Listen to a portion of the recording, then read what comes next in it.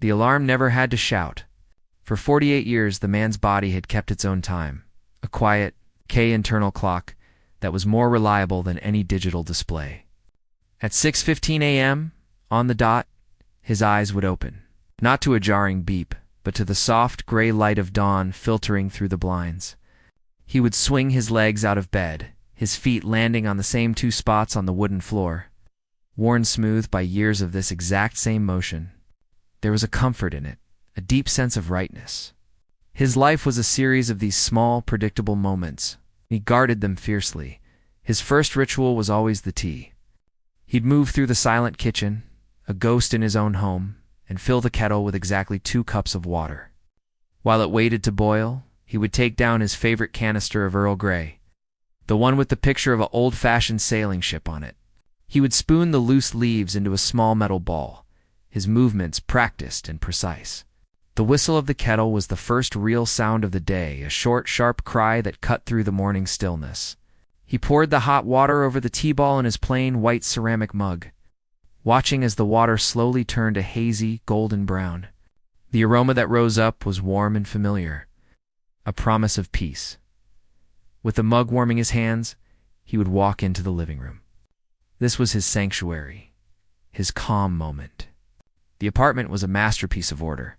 The walls were painted a neutral, calming beige, the kind of color that doesn't demand attention. There was a single gray sofa, angled just so towards the large window, and a dark wood coffee table that was always clear, save for a single coaster where his mug would sit. There were no piles of magazines, no forgotten cups, no stray cushions. Everything had its place, and everything was in its place.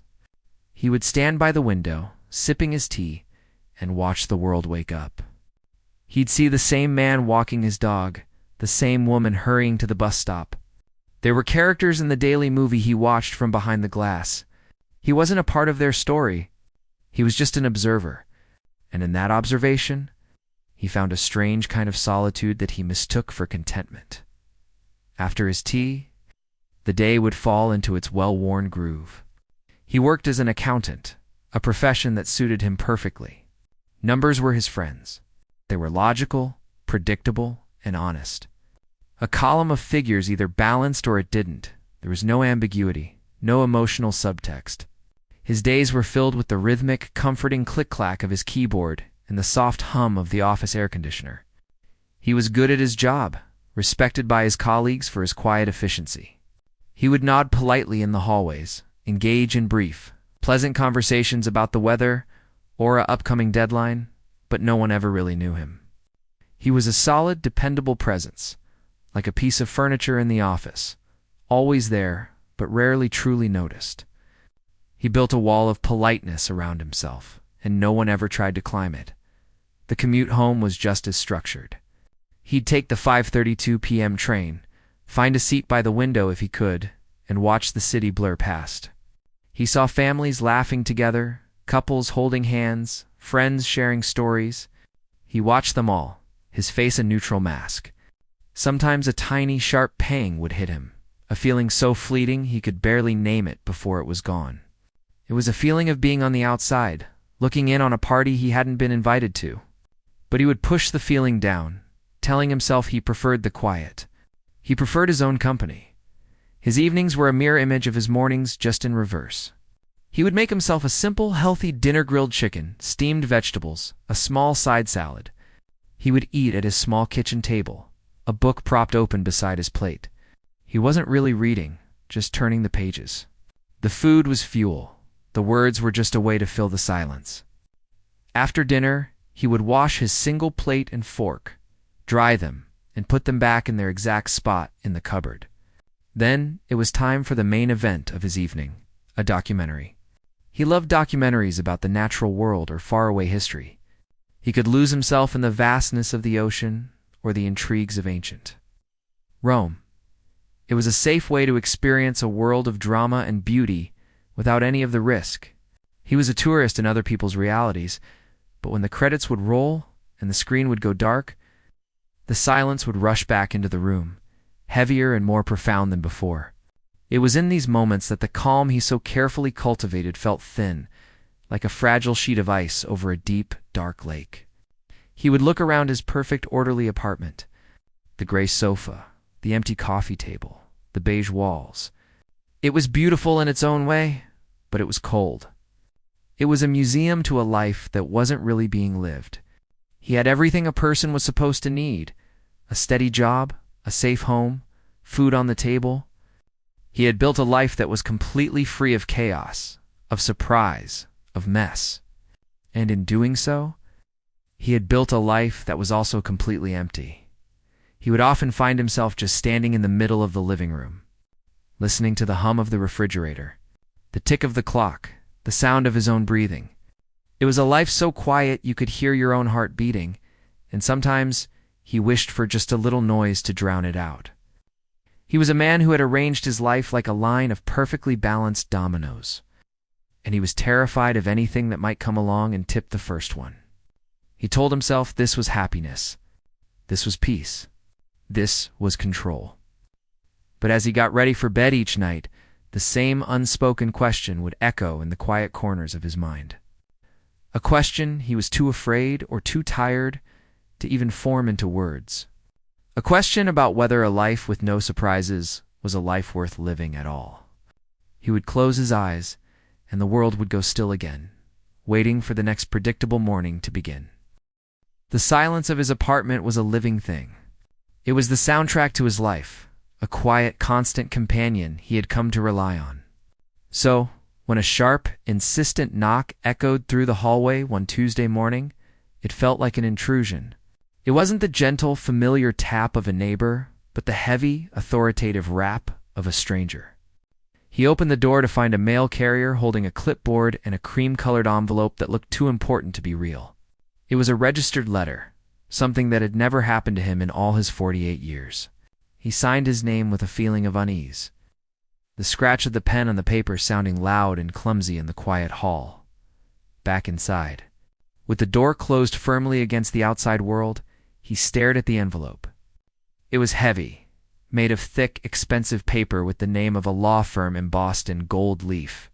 His heart, a usually steady and reliable muscle, gave a little flutter of anxiety. He never got mail like this. His mail consisted of bills and bank statements, things he could file away in neat folders. This was different. This was unknown. He used a letter opener, a small silver one he kept in a drawer, to carefully slice the top, his hands feeling unusually clumsy. Inside was a single sheet of paper, typed with a formality that felt cold and distant. The letter was from a lawyer. It spoke of a Grayton, a woman whose name he barely recognized. He had a faint, blurry memory of meeting her once as a very small boy. He remembered a cloud of bright red hair, a laugh that was too loud for a quiet room, and the smell of lavender and something else, something like old books. She had been his mother's aunt, and he knew she had been considered different. Eccentric, his mother had whispered, as if it were a secret to be kept. The letter stated in very clear terms that this woman had passed away, and that in her will. She had left him a specific, singular item.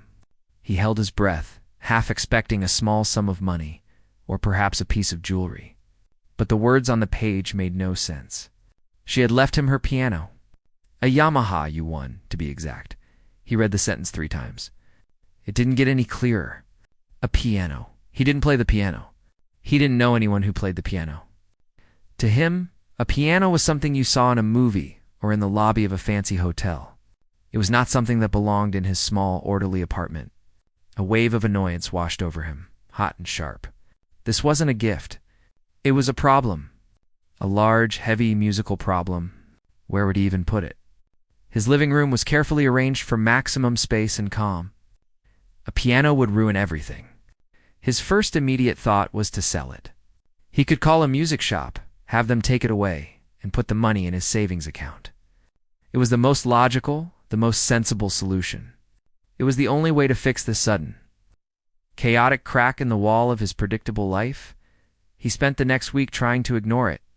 He went to work, he balanced his columns, he nodded politely in the hallways. But the thought of the piano was always there, a quiet hum in the back of his mind. The lawyer's office called to confirm the delivery date. He gave them his address, his voice flat and devoid of emotion, as if he were arranging for a carpet to be cleaned. He tried to picture it, but he couldn't. His mind refused to fit the shape of a piano into the neat, rectangular spaces of his home the day it arrived. The world outside his window seemed to conspire against him. The sky was a dull, angry gray, and a light rain was falling, making the streets slick and shiny. He heard the truck before he saw it, a deep rumbling that vibrated through the floor. Then came the heavy footsteps on the stairs, and the sound of two men grunting with effort. He opened his door to see two large figures struggling with a massive wrapped object on a dolly. They were everything he wasn't: loud, sweaty, and their movements were big and uncontrolled. They shuffled past him, their muddy boots leaving faint prints on his clean floor, and he felt a surge of protectiveness for his space. They maneuvered the huge shape into the center of his living room, their grunts and curses filling the air with a foreign energy. He stood by the door, his hands clasped tightly together, watching as they tore away the thick blankets and bubble wrap. And then it was there. It wasn't just a piano. It was a presence. It was a gleaming black beast of a thing, polished to a mirror shine that seemed to drink all the light out of the room. It was so much bigger than he had imagined. Its curved top and long, elegant body dominated the space, pushing against the calm of his beige walls and gray sofa. It was a stark, black rebellion against a world he had so carefully constructed in muted tones. The men wiped their brows, asked him to sign a form, and then they were gone, leaving him alone with it. The silence that rushed back in after they left was different now. It was heavier, crowded. He walked slowly towards the center of the room, his footsteps hesitant. The piano was immense. It stood on its own legs like a living creature, and its sheer size seemed to make the apartment shrink around it. He could see his own reflection, distorted and small in its glossy black surface. He reached out a hand and let his fingers rest on the cool, smooth wood. It felt solid, real, and ancient. It felt like it held stories he couldn't begin to understand. He ran his hand along the side, feeling the perfect, seamless join of the wood. It was a beautiful object. He had to admit that. But it was an intruder. It was a piece of someone else's life, someone else's passion, that had been dropped carelessly into the middle of his. He felt a deep, overwhelming urge to make it disappear. He went to the hall closet and pulled out an old white dust sheet, the kind you use to cover furniture when you paint. He shook it out, the fabric making a soft hoomp sound, and draped it over the entire piano. But the trick didn't work. It didn't vanish. Instead, it became a huge, ghostly shape in the middle of his room. A lumpy white monster that was even more unsettling than the sleek black instrument it was hiding. It blocked his path to the window. It disturbed the flow of the room. He couldn't just walk around it. He had to actively avoid it. For the rest of the day, he tried to pretend it wasn't there. He made his tea. But he couldn't enjoy his calm moment by the window because the giant white shape was in his peripheral vision. A constant, silent reminder of the chaos that had entered his life. He tried to read a book, but his eyes kept drifting towards it. He tried to watch a documentary, but the volume of the television seemed small and pathetic against the looming presence of the covered piano. It was like trying to ignore a sleeping elephant in your living room. He had spent his entire life creating a world of quiet order, and in a single afternoon, it had been broken. The piano sat there, silent and still. But it was the loudest thing in his world. It was a question he didn't know how to answer, a problem he couldn't solve with logic or numbers. It was just there, waiting, and he had a sinking feeling that his life would never be the same again. For a month, the piano became a new piece of furniture in his life, a ghostly white monument to a problem he refused to solve. He walked around it every morning on his way to the kitchen, his path altered by its bulky presence. He would make his tea and stand by the window, but his eyes would always drift to the lumpy shape in the middle of the room, a constant reminder of the chaos that had invaded his perfectly ordered world. The silence he once cherished now felt heavy, crowded by the silent, covered instrument. It was like having a guest who had overstayed their welcome, a guest who never spoke, but whose presence filled every corner of the apartment. He tried to ignore it. He threw himself into his work, finding a strange comfort in the absolute certainty of numbers. A debit was a debit, a credit was a credit, There were no surprises in a balanced ledger. But even there, the piano would creep into his thoughts. He'd find himself staring at a column of figures, his mind drifting to the mystery of it. Why him? Why a piano? He knew almost nothing about his gradinaut, only that she was a colorful thread in the very plain fabric of his family history. He tried to remember her face, but all he could conjure was a vague impression of laughter and the scent of lavender. The piano was a puzzle, and his accountant's brain hated puzzles that didn't have a logical solution.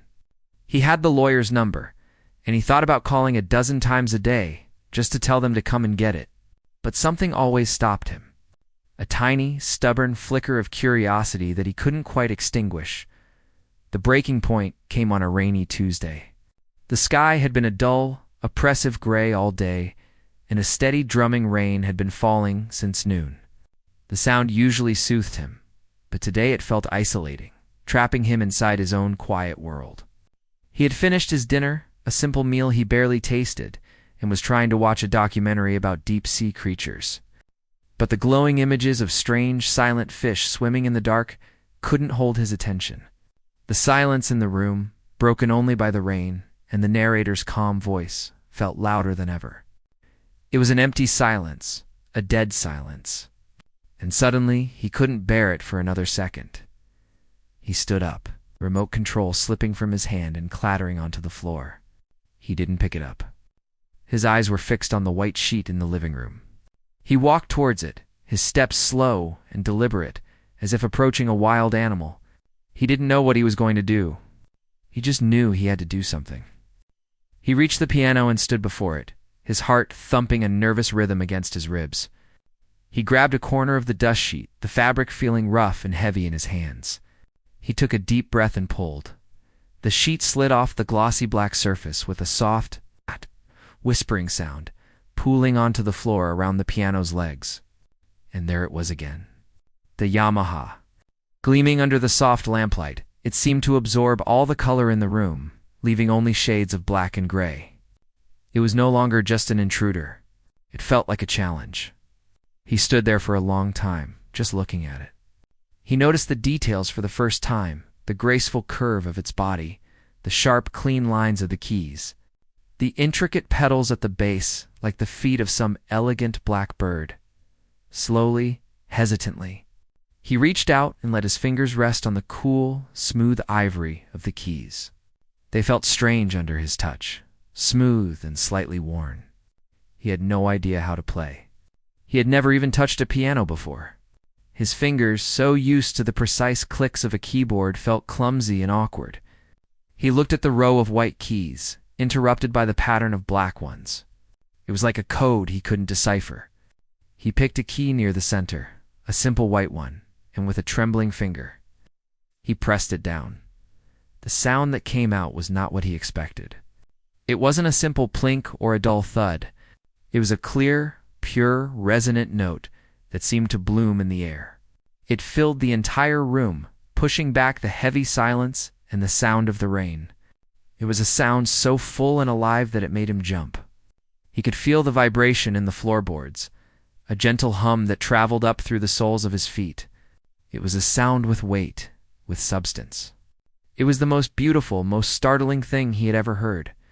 He snatched his hand back as if he'd been burned, and the note faded away, leaving a new kind of silence in its wake.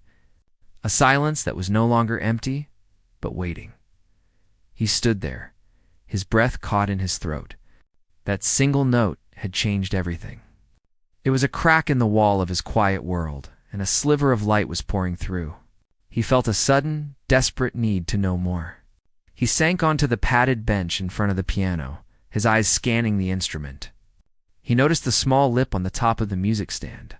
He lifted it, revealing a shallow compartment. Inside, tucked into a small velvet-lined pocket, was a folded piece of paper. He unfolded it carefully. It was a business card, simple and elegant. On it, a name was handwritten in elegant looping script, Clara, followed by a phone number. Underneath, in smaller letters, it said, "For tuning and care."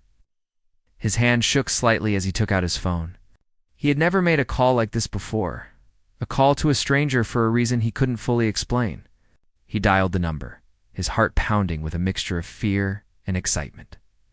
A woman's voice answered on the second ring, a voice that was warm and a little husky, like the sound of well-worn velvet. He explained who he was, and about the piano and the inheritance. He stumbled over his words, feeling foolish. But the woman, Clara, just listened patiently.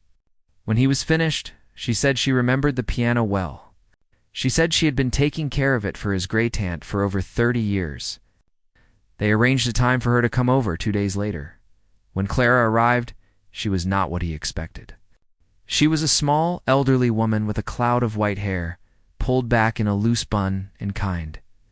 Crinkly eyes that seemed to see right through him.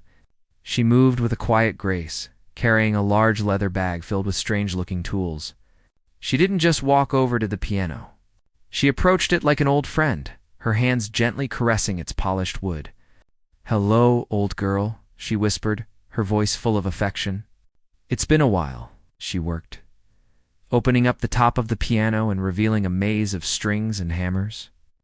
She told him about his great-aunt.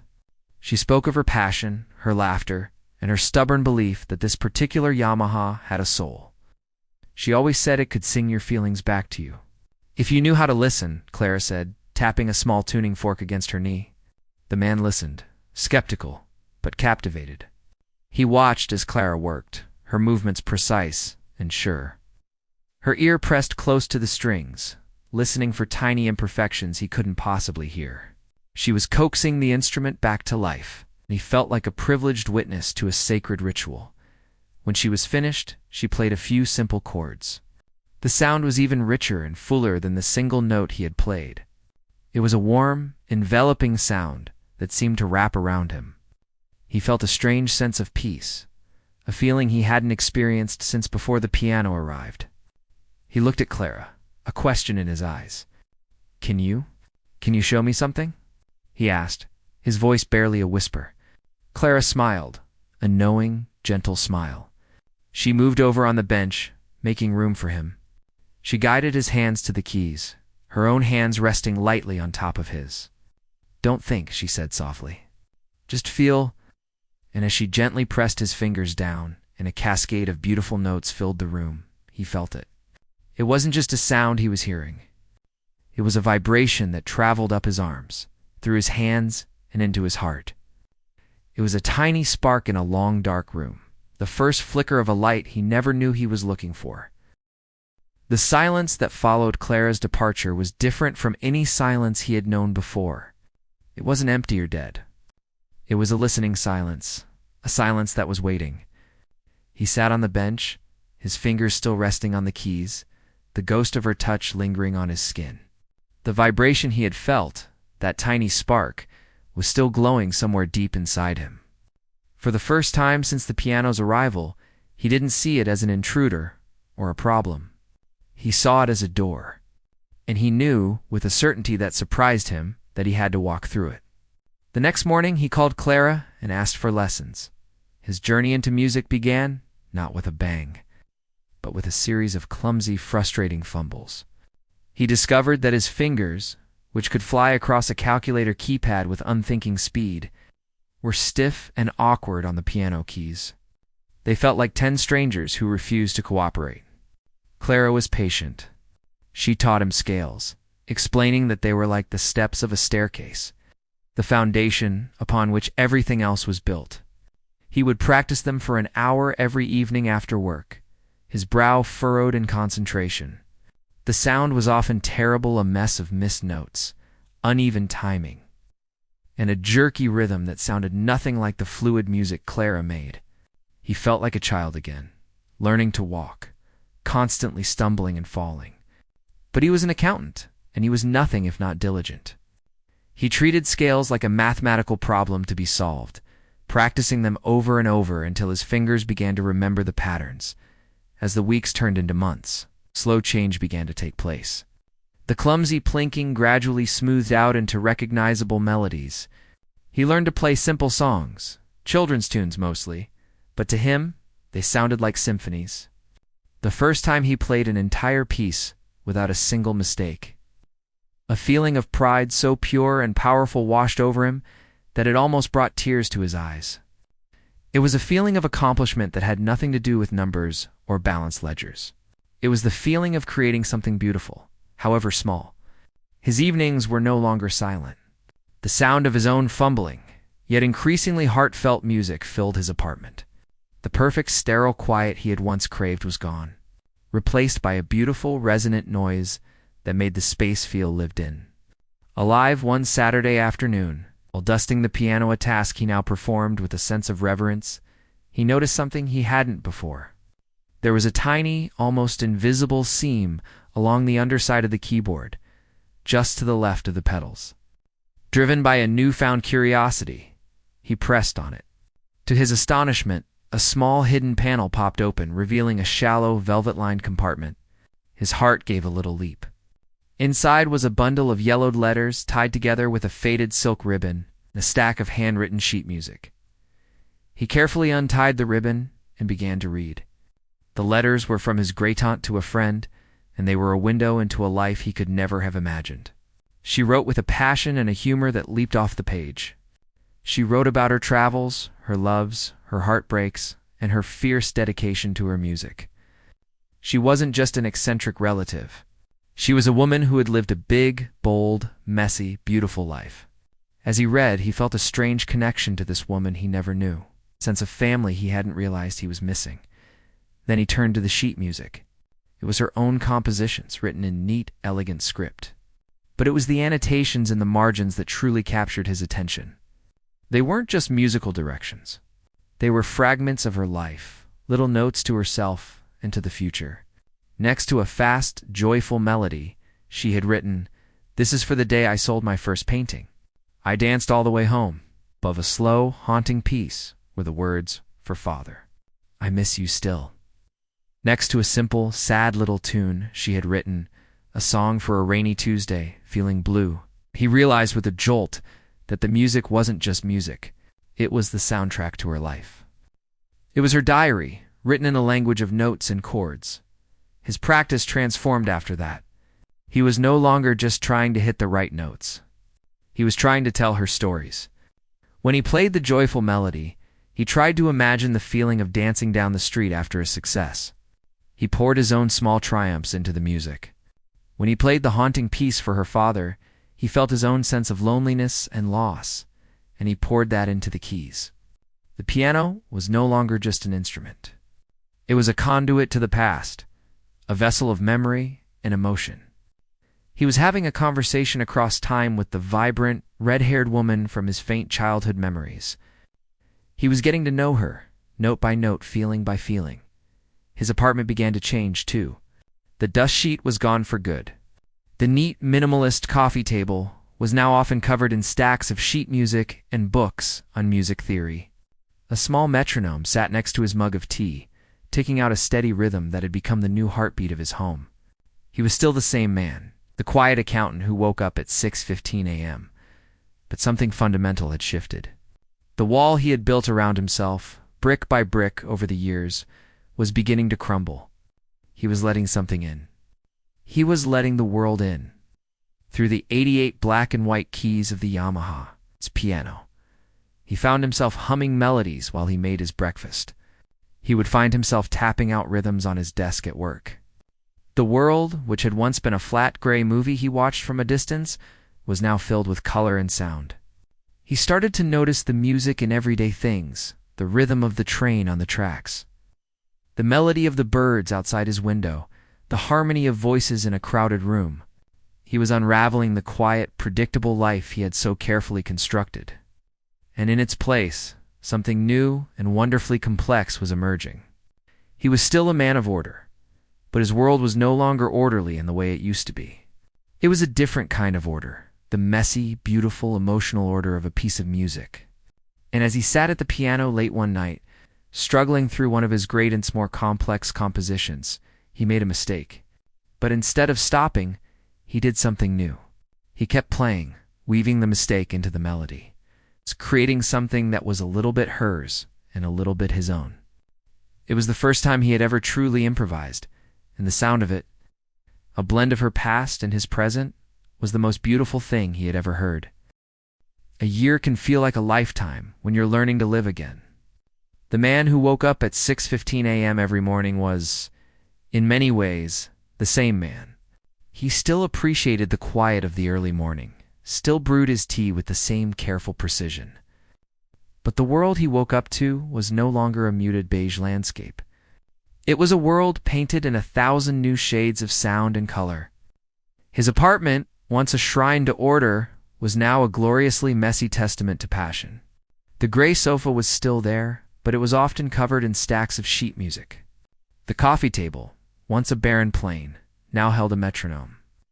A few well-loved books on music theory, and a small potted fern he had bought on a whim, its green fronds reaching towards the light. The air itself felt different, thicker with the presence of creativity in the faint, pleasant scent of old paper and lemon polish which he now used to care for the Yamaha. The piano was no longer an intruder. It was the heart of his home, the anchor of his new life. He and Clara had become good friends. She was no longer just his teacher, but a confidant, a wise and gentle guide who shared stories of his greatness and helped him untangle the complex emotions woven into her music. He had progressed far beyond simple scales. He could now play his great dance compositions with a depth of feeling that surprised even himself. When he played her joyful melodies, he felt his own quiet victories in the world. When he played her songs of loss, connected with a loneliness he now understood was a universal human experience, not just a personal failing.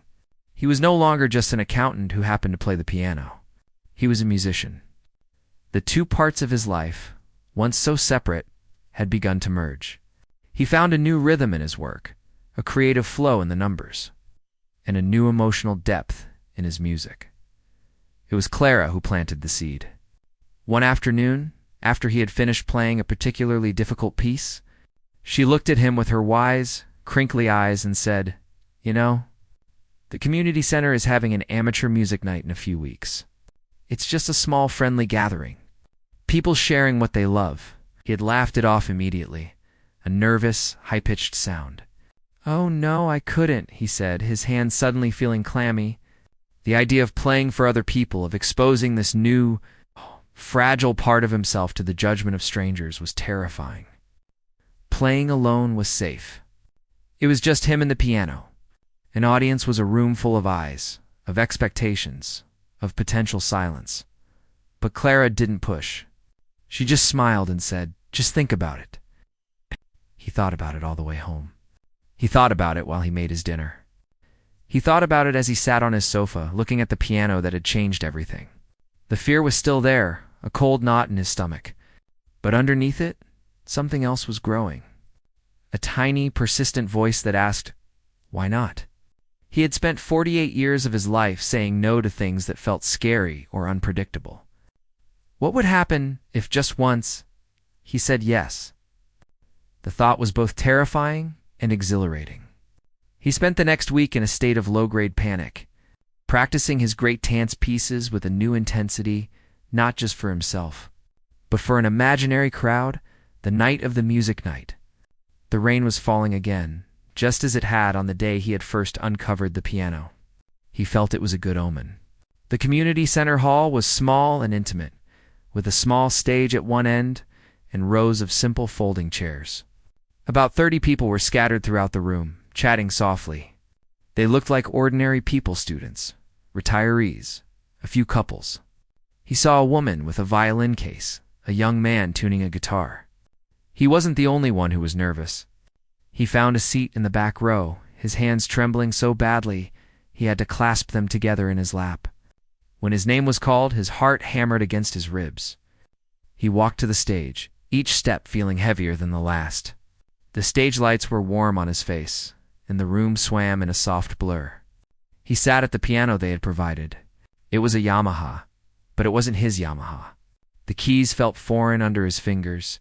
He took a deep breath, closed his eyes for a moment, and thought of his greatness. He thought of Clara. He thought of the lonely man he used to be. He placed his fingers on the keys and began to play. He started with her piece, the hauntingly beautiful melody he knew by heart. The notes filled the quiet room, and for a moment he was just playing a song he had learned. But then something shifted. He looked out at the blurry faces in the audience, and he felt a sudden, overwhelming urge to tell them his story. He wanted to play not just her music, but his own. Halfway through the piece, he did something audacious, something he had only ever done in the safety of his own living room. He began to improvise. He let the melody of her song bend and twist, weaving his own feelings into its fabric. He played the long, silent years of his old life, the notes slow and sparse. He played the sharp, startling sound of that first single note, a sudden, loud chord that made a few people jump. He played the clumsy frustration of learning, the notes tripping over each other. He played the warmth of Clara's guidance, a gentle, flowing harmony. And then he played his own quiet, tentative joy, a melody that grew stronger and more confident with each passing bar. He was no longer just playing notes. He was playing his journey. He was having a conversation across time with his Gratnaught, and he was introducing her to the man he had become. He was no longer an observer. He was the one making the music. When he played the final chord, he let it hang in the air, its vibrations slowly fading into a profound silence. He kept his eyes closed, his heart pounding, bracing for the quiet that felt like failure. But the silence that followed was different. It was a listening silence, a shared silence. And then, a single person began to clap. Soon, the whole room joined in, the applause not loud or thunderous, but warm and genuine and real. He opened his eyes and saw people smiling at him, their faces no longer a blur. He stood up, gave a small awkward bow, and walked off the stage. His legs feeling like jelly, the walk home in the cool night air was one of the most peaceful moments of his life. The rain had stopped, and the city was clean and sparkling under the streetlights. He didn't feel like a different person, but more like he had finally become the person he was always meant to be. The next morning, he woke up at 6:15 a.m. He made his tea and walked into his living room. The calm was there, just as it always was. But it was no longer the calm of emptiness, of a perfectly still, silent room. It was a peaceful, resonant calm, filled with the memory of the music and the quiet promise of the songs yet to be played. He looked at the Yamaha piano, gleaming softly in the morning light. It was no longer just an object made of wood and wire and ivory. It was a key, and it had unlocked a part of him he never knew existed. The Yamaha piano didn't just fill his room with music. It had filled his life with a beautiful, unexpected, and wonderfully human noise. And in that noise, he had finally, truly found his peace.